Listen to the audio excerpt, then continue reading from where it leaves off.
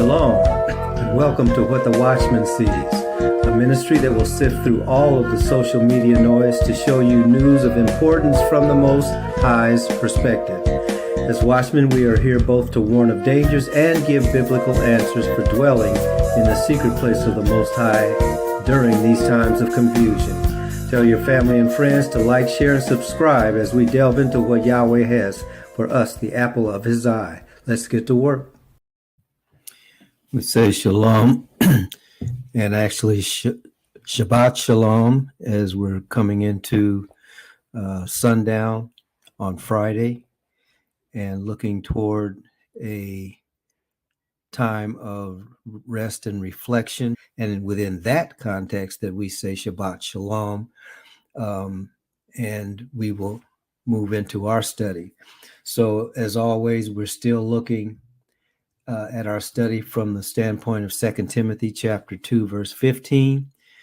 The scriptures encourage us to study to show ourselves approved unto the Most High, workmen who need not be ashamed, rightly dividing the word of truth, and that we can rely on the fact that in 2 Timothy chapter 3, verse 16, we know that all script is God-breathed and is profitable for doctrine, for reproof, for correction, for instruction in righteousness, so that the person of the Most High may be complete, or may be in shalom, thoroughly furnished to every good work. So with that in mind, we're going to go ahead and get into the lesson. We're going to be looking at, once again, at Proverbs chapter 16. I think I mentioned my intent with Proverbs chapter 16 was to spend a week and no more than 2 weeks on it and keep moving. We are definitely halfway through the year, a little more than halfway through the year. And if we were to continue in Proverbs, this would take us to the end of the year, which, if the Father allows us to see that far, there's nothing wrong with that, because again, the Proverbs are wisdom sayings that the society was to be built upon. So as we go back and fetch, if you will, those principles that are to lead us in the path of righteousness, Proverbs is a good place for that to happen. But in any case, we're going to spend some more time in Proverbs chapter 16, and we're going to look specifically, let me just talk about one more time the instructions for rebuilding the society that the Most High wants His people focused on in what we know as these last days, when it comes to the rule and the reign of the Gentiles. So we're coming into a time when the age is closing and another age is about to be brought to the world, and in doing so, those who are going to be in positions of leadership in that age need to rule and reign righteously in the blessings that Yeshua, Jesus Christ, has given. So certainly in this in this upcoming age, it's going to be the age of a king as opposed to the age of ungodly rulers. And so Yeshua will reign, He will rule, and for those who don't like it, He will rule with a rod of iron. So when He returns, He's not returning in peace. First, He is returning to take His planet back, to take this world system back from the satanic forces that have been in charge of it for a couple of millennia now. So that's the 7,000 foot view of what's happening.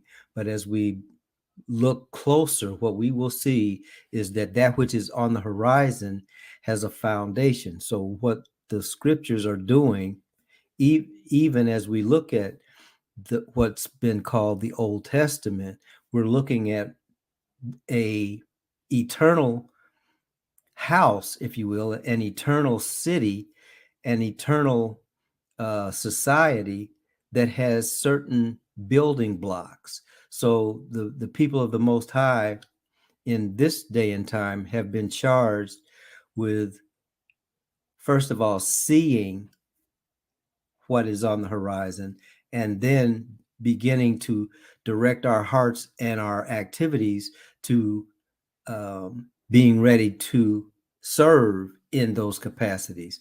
In other words, laying the foundation and building upon the foundation that has been given from heaven. So it starts with individuals surrendering themselves to the Most High. It continues in the family, which then is manifested in several families coming together, which comprise community. The community is a part of a nation, and the nation is the point of contact for the rest of the world. So that nation, or that ethnic group, if you will, that people group, is the people group that will be ruling and reigning with the Messiah. And that's what Israel was in what we call the Tanakh, or the Old Testament.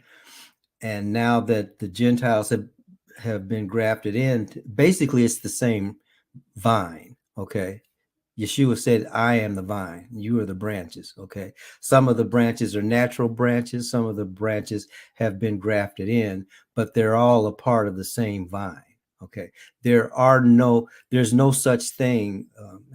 This is going to sound controversial, and it's not meant to. I'm just stating what seems to be obvious for any study of the scriptures. There's no such thing as a replacement group. That has not happened. The Father has not deviated from who his people are. Okay. He has always desired to be in fellowship with his entire creation, but make no mistake about it, his people are still his people. Okay. And so the blessing, the point of contact, if you will, is still coming from his people. Now, if his people don't want to be his people, certainly free will allow those who choose not to be a part of his kingdom to just walk away. That's certainly an option if that's what people want to do. But according to scripture, he changes not. So, having said that, then he has building blocks in his society for the individual and for the society. Those building blocks are his instructions. They come from his word, from his mouth, from his mind, and then they come through those who are in positions of leadership, such as Moses, the prophets, the priestly line, and all of those leaders are actually chosen by the Most High. So the leaders are developed based on the Shema, based on Deuteronomy chapter 6, and they are then to pass that leadership down, that anointing, if you will, down to their children, who will then continue. And that's how the society manifests and sustains itself. So, who and what is taught on a daily basis? First of all, that has to be taught to the children. Okay. And they need to know how to rule over their own hearts first, which is what a large part of the Proverbs is about. Okay. But then there are daily lessons that come as the heart is being reined in, if you will. Those daily lessons that come from Proverbs tell us, as citizens of the kingdom, how we are to actualize the kingdom principles with our fellow kingdom travelers, if you will. Okay. So not only do you know how to rule your own heart, but you also know how to rule effectively when it comes to others. And then, of course, leadership covers all aspects of a nation group, not just the quote unquote religious part, just not just the Sunday go to meeting part. The leadership actually covers how we do business with one another, how we treat each other in social situations, how we resolve conflict with one another. All the aspects of a functioning nation, a functioning society, are part and parcel of the kingdom of the Most High. And that's why Yeshua said, you have to be born again to enter that kingdom. And more specifically, you have to be born of water and spirit. Well, first of all, you have to be born again just to see the kingdom. Okay, because the kingdom of the Most High has been here. Okay, but it isn't it's about to manifest itself in its fullness as the fullness of time comes to fruition.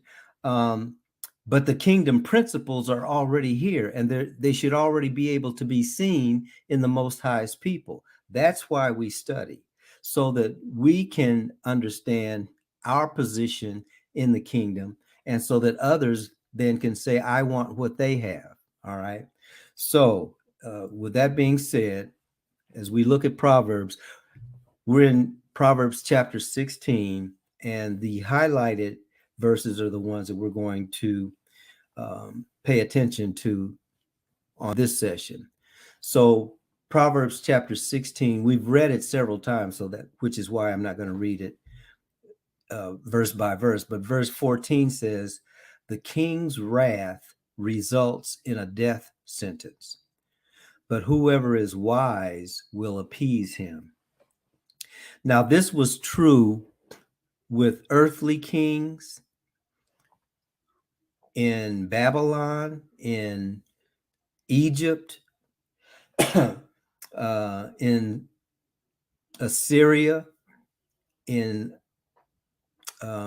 Lebanon, wherever human beings are, if they have a leader that's serving as a king, then that king's will is absolute. And therefore, if the king is angry, that often will result in someone dying, someone losing their life. And that's why it says the king's wrath results in a death sentence. Now, if you remember, that's what happened when the king of Babylon had this dream, and the Magi, if you will, or the Chaldeans, were told to tell the king what his dream was and give him the interpretation.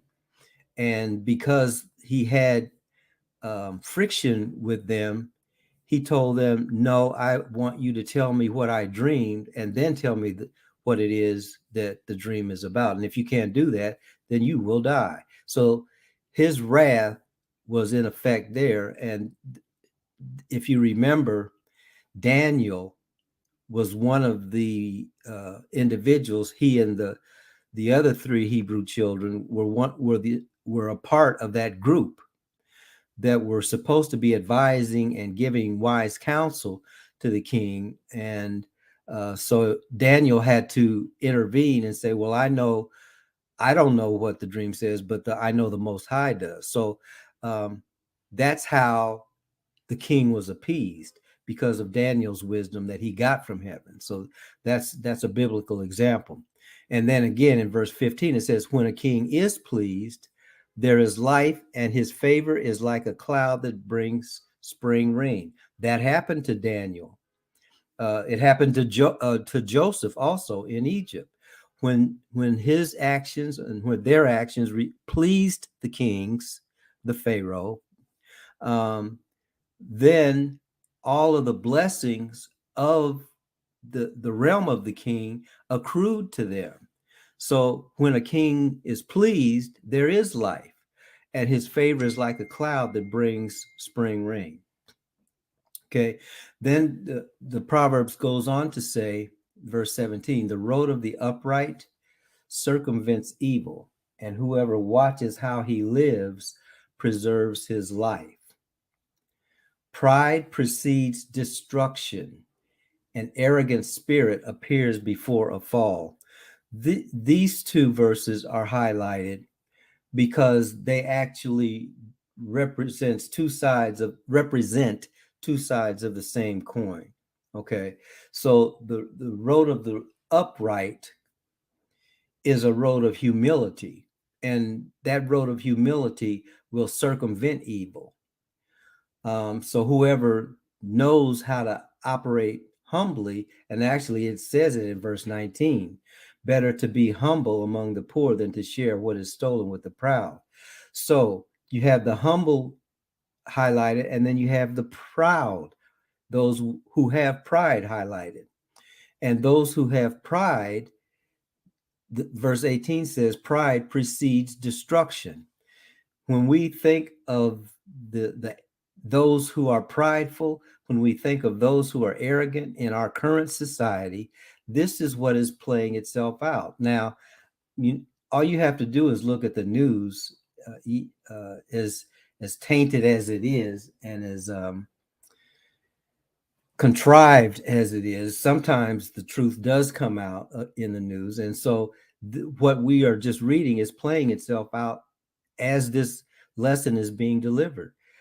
The prideful are experiencing a fall. Okay, pride is preceding their destruction, and that's why. And the prideful are never humble; they're always arrogant, and arrogance has a end. Okay, so that's why the scripture in verse 19 says it's better to be humble among the poor than to share what is stolen with the proud. We, I think, mentioned during the last session that what is stolen is actually stolen from the poor. So the way that the proud get get to the point of being prideful is by stealing from the poor. Those who have riches in many cases got their riches by exploiting other people who are less powerful than they are. Okay, and the Bible throughout Proverbs, but also throughout the scriptures, condemns that attitude, that prideful attitude. And that's why it says pride precedes destruction, or pride goes before destruction, and an arrogant spirit appears before a fall. Okay. So, as the king teaches his son, and as the king of the household teaches his children, and the queen of the household teaches her children, what is being taught is we should strive to be humble. Okay, and also seek wisdom. So all of those are the messages, those are the blessings that are being passed on to the children. Now, the best way, after the words come out of our mouths, the best way to express that righteous way of doing things is by how we live. This has to be lived out. So the one doing the teaching must exhibit humility, and the children need to see that happening. If the children see arrogance and pride, they're going to be arrogant, they're going to be prideful. They are leaders, so that they are going to continue that prideful and that arrogant leadership style, and the people that they're over will continue to suffer for generations. But we are coming upon a time when all of that is coming to an end. Okay, a couple of other verses, and then we'll jump to 2 Timothy. It says, whoever controls his temper is better than a warrior, and anyone who has control of his spirit is better than someone who captures a city. Everyone has, well, most people in my generation, I don't know what young people are learning in history these days. But in the days when I was in school, we learned about Alexander the Great. That's what he was called, although really he was Alexander the Greek.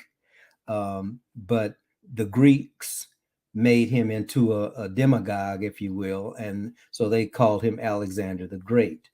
And so one of the things that he did, he moved quickly, he moved ruthlessly in taking over huge parts of the world, um, at that particular point in time. So he was able to capture cities time after time after time. Controlling his temper was another issue. So um, that's why the scriptures say anyone who has control of his spirit is, or his temper, is better than someone who captures a city. So although Alexander the Greek was a great warrior, um, he ended up dying early because his spirit was not in control. Okay, so his spirit became the spirit that controlled him was the spirit of arrogance and pride and ruthlessness. You know, that needs to be stated as well. So the king's children are being told you need to know how to control your temper, because that makes you better than a warrior, and you need to know how to control your own spirit, because that makes you better than someone who captures a city. So you don't have to capture a city by force when you're in control of your spirit. The wisdom that the Most High gives you will make you the head of that city. That's the teaching. Okay, so those were some of the other salient points in Proverbs. Now when it comes to we're going to relate that to 2 Timothy chapter 2.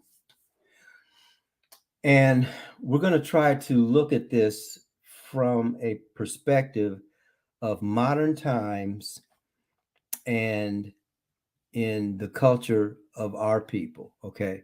So in verse 14, it says, remind the believers of these things, charging them before Yahuwah to avoid quarreling over words, which succeed only in leading the listeners to ruin.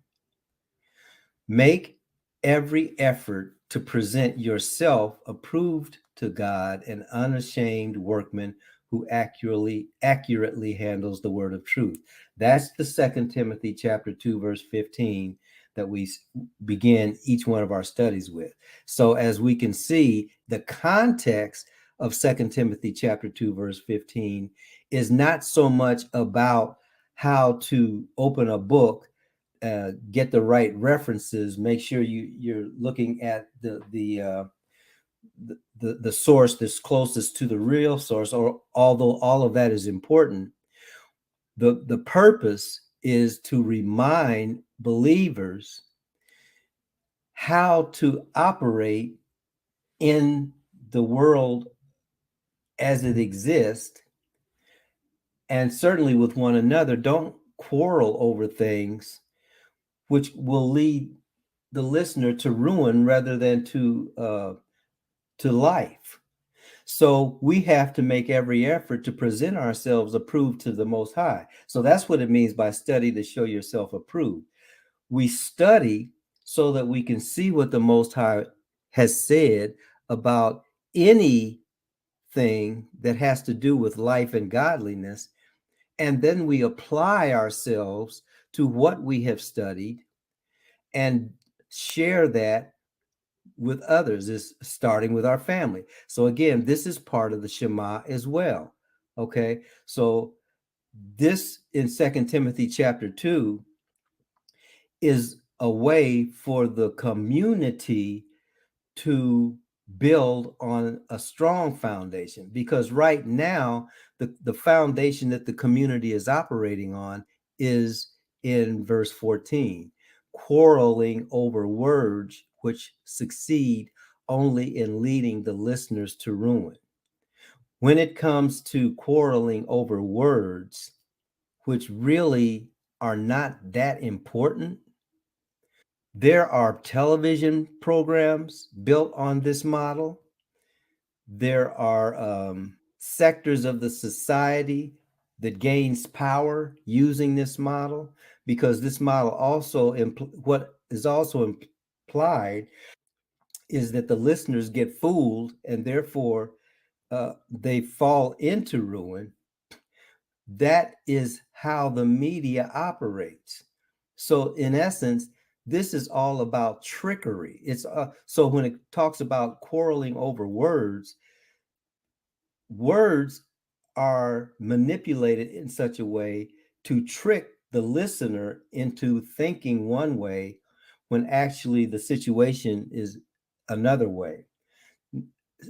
If that seems out of left field, think about what happened in the Garden of Eden when the snake or the serpent came to the woman. The serpent started out with things that with statements that seemed to be true, with asking questions to get out of the woman what it was that she was thinking. And then the serpent took those, whispering in her ear, because that's who Satan is. He's the whisperer, whispering in her ear and twisting those words, which eventually led to her ruin. And so the Madison Avenue folk and type use that exact same formula to get you to buy things that you don't need, but but think that you want, because they have been placed before you, or to think in certain ways that will allow those who are in positions of power to remain there. So the marketing that goes on in this society is ruling right now our community. In order for the community to change, those who are leading the community cannot buy into that, because that leads to destruction. That being the trick manipulation of words and ideas to manipulate people into doing things that are not in their best interest. So where that stops is with the leadership. So if the leadership then makes every effort to present itself or themselves people approved to the Most High, then the vision becomes clear, because the relationship with the Most High is that which will lead the thinking and the doing. Okay, that's how we rightly divide the word of truth. That's how we accurately handle the word of truth. Okay, so here's what the word of truth tells us. Now, this is directly related to our quote unquote community. One of the hallmarks currently of our community is the lack of what people are calling unity. Another one of the hallmarks of our community, well, actually, the lack of unity is manifested in every man, every woman, every child for themselves. Okay, and so the root cause of that, or well, yes, not the root cause, but a cause of that is manifesting itself in what we can label as self-hatred. The Madison Avenue Society has tricked us into not seeing the value in us that the Most High put there. As a matter of fact, we see it as negative. We relate the skin color to that which is negative. We relate to people who live in the same area with the same skin color as negative. And so therefore, because we see negativity, when we look at another individual that looks like us, we look at them and despise them. Now, none of us will admit that, or very few of us will admit that, but that's what's going on. And that's why there will never be in this community of people a unified group of people, because the very nature that brought us together was a negative, and that came from a satanic protocol, if you will, to plant those negative seeds not just in the hearts of the people at the very outset, but plant those seeds so that those seeds would then be given to the children. So we have one generation after another generation being fed self-hatred. And so the manifestation of that self-hatred comes out in people believing, okay, if you are not in my particular group, and now we're not talking about skin color, I'm talking about within the group, if you are not in my particular clique, I'll use that word, then you are my enemy. And therefore, anything that you think, anything that you say, anything that you do, I look sideways at, because you're not one of me. Okay. And so someone who might be living 2 or 3 doors from you can fall into that category. Someone who might be living in your same house can fall in that category. How does that play itself out? Okay, well, in our larger community, we have some people that believe we're all a part of this society, so therefore we have to blend into this society. There are some people who believe this society will never accept us, so we need to go off and be separate. There are some people who believe we are an African people, and some people believe, no, I'm not no African. I've never been to Africa. None of my family members have been to Africa. So you've got all these, and even within some of those groups, you have people who say, okay, well, I believe in democracy. People who say, no, I believe in socialism. Some say, I believe in the ancestors. Some people say, no, I believe in Jesus. So you've got all of these people, all of these ideas that have all been squished together, to use a phrase that my children used to use, and really, when you look at it, have very little in common with one another, one would think. So this verse 20 then becomes really important, because what the Most High is telling all of that group, well, first of all, let's say what the enemies of all of those people are saying. All of those people have been lumped together into one group, and all of them, whether they have whether they're millionaires, whether they're billionaires, whether they're living hand to mouth, whether they see themselves as African, whether they see themselves as American, all of them are operating under the same byword, the N word. So for those who are outside of all of that group, they're all seen the same way, and they're all treated the same way. And so that's the negative. Now, on the positive side, from heaven, all those same seemingly disparate groups of people, this is where verse 20 comes in. A large house contains not only vessels of gold and silver, but also of wood and clay. Some indeed are for honorable use, but others are for common use. So, in other words, everyone in this people group, in some form or fashion, from heaven, has value. There aren't some of us who are better than others of us. There aren't some of us who deserve a higher status than others of us. From the Most High's perspective, he sees us as a nation within this nation state. And as a nation, there are all kinds of people. Some of them have little value, some of them have great value, but all of them collectively have enormous value to the master, to he who created that people group in the first place. So this is the context that we look at verse 20. A large house contains not only vessels of gold and silver, but also of wood and clay. Some indeed are for honorable use, but others are for common use. So if anyone cleanses himself of what is unfit, he will be a vessel of honor. So in the Most High's kingdom, that's what determines what is legitimate and what is not legitimate.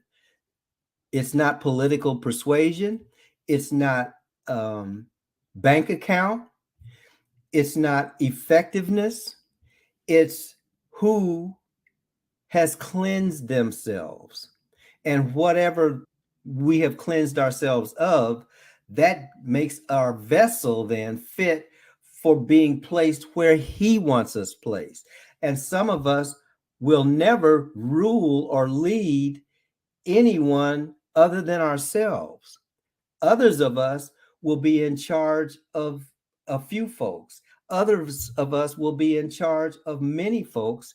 And that's how the kingdom works. But everyone in the kingdom has value. So when we begin to see things from the Father's perspective, that's what brings unity. Because now each one of us is working on our relationship with him and allowing him to place us where he wants us to be. Okay, so verse 21 says, so if anyone cleanses himself of what is unfit, he will be a vessel for honor, sanctified, useful to the master, and prepared for every good work. And so it's that group of people then that have to be taught from the youth up that they have value, regardless of what the outside society has described them as being. Okay, so the outside society has a purpose for us, which is to destroy us. Okay, and rather than taking that purpose and putting it into practice among ourselves, the Most High is saying, take my purpose for you, because my purpose for you is one of life.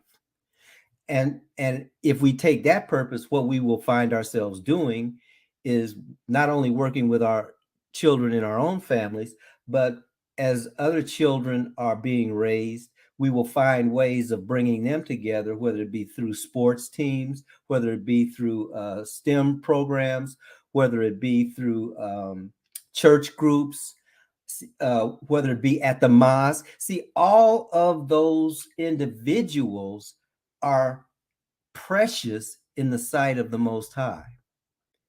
And so that's the picture of how we go back and rebuild. First, we have to rebuild our own souls to see the value that the Most High placed in us. We need to be able to say, as he says of us, I see you, brother, I see you, sister, as the apple of the eye. We've talked about this many times before. The apple of the eye euphemism is a way of saying, I see myself in you, because the apple of the eye actually means the little man that's a reflection in the eye or the iris, I guess, of an individual if you look them directly in the eye. In other words, when you look someone directly in the eye, you see yourself. And that's what the Most High is telling us, his people. I see myself in you. Now, do you see me in you? And not only that, but do you see yourself in so and so? Do you see yourself in the person that you were going in on? That's how the Most High brings his people together. But it first starts with our relationship with him. And once we do that, then it's easier to flee from youthful passions. It's easier to pursue righteousness, faith, love, and peace together with those who call on the Most High out of a pure heart. So that's what we wanted to share for this meditation on Proverbs chapter 16. The Father bless you and keep you. The Father make his face to shine upon you. The Father lift up his countenance upon you and give you his shalom.